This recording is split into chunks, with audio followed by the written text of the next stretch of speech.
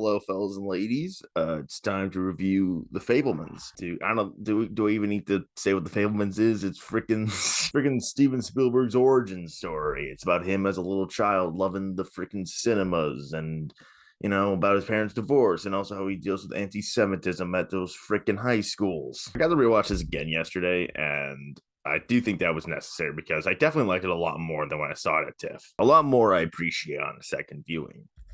Some things I didn't pick up on the first time, even if I do still have some issues with the film's pacing and story. I do still think the movie just does lean a little too hard into sentimentality in a way. Like yes, it definitely deals with some of the ugliness of little Spielberg's childhood, but like I think it does over, like, especially when it comes to like the whole power of movies thing, it does kind of feel a little too sentimental. And like Janusz Kaczynski, for example, like his cinematography, he's like a master cinematographer. I do think there is some moments where like the lighting is just a little too fantasized in a way, like almost to the point where it's a fairy tale or a fable. Is that what they call it? That?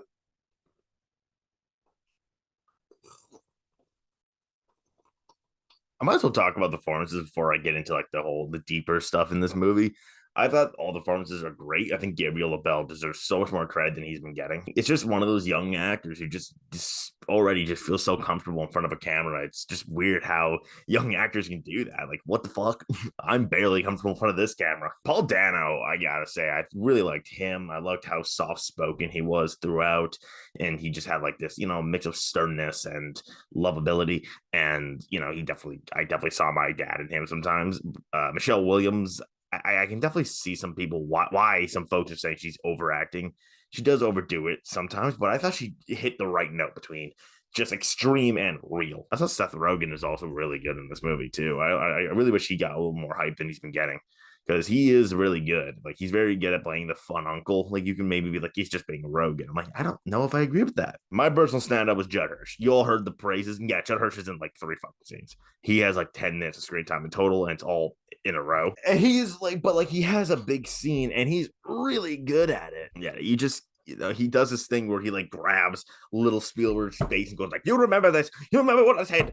And you're like, "Yeah, my face ain't grabbed, but I'm remembering this shit." He's a bit of comic relief, but like I thought he was very, very good. Also, Spielberg directed the shit out of this. Just the smaller moments where like, dude, the smaller moments in the house feel so fable like, which I'm now realizing I think was the point. And I kind of respect this movie a little bit more now. I think the whole point of this movie is, not Spielberg's childhood, but well, I mean, okay, it was part of it, but I think it's really about like how we process the world through movies. Belfast, for example, was like, oh, movies are escapism and like, that shit. But in this movie, it's straight up like you can find like deeper meanings of life through film.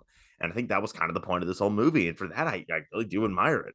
All right. It also just is brutally honest about how like passion and family do not intertwine. Right? Sacrifices are necessary when it comes to passion, and not all of them are pretty. So whenever I hear people go like, this is a love letter to cinema, I go, I mean, yes, it is. It's about the love of film, but it's also like, hey, the love comes at a cost. And damn, I just it's like respectful as hell, like that Spielberg did this. I guess I'll talk about Oscars, but like, what else? What do I have to say that you guys don't know already? I should have had this video out in September when I saw it. Dude, I mean, I've been saying even since April that this movie's gonna peak early, and I still think that's gonna happen. But right now, you have no reason to not think this is the front runner. The real question comes, I guess, below the line and above the line. For everything else, I do think Spielberg's gonna win director, just kind of out of who else. I guess Michelle Williams will get nominated. I don't know. I think that move to lead is still boneheaded in my mind, because she's not lead. In my opinion, I saw it again. I stand by it. She is not lead. I don't think she's winning though. I gotta say I don't think she's winning, but I think she'll probably get nominated. I guess. Supporting actor wise, I think Dano, Hirsch, and I still think Rogan could like sneak in there. I think Dano is still fervently the most likely. He is like the most consistent throughout the whole film of those three, whereas Hirsch is the one thing, and then Rogan is gone for the second half. A lot of people are saying it's Hirsch, and I'm like, I gotta say, I still disagree. I mean, he's my personal winner in the category.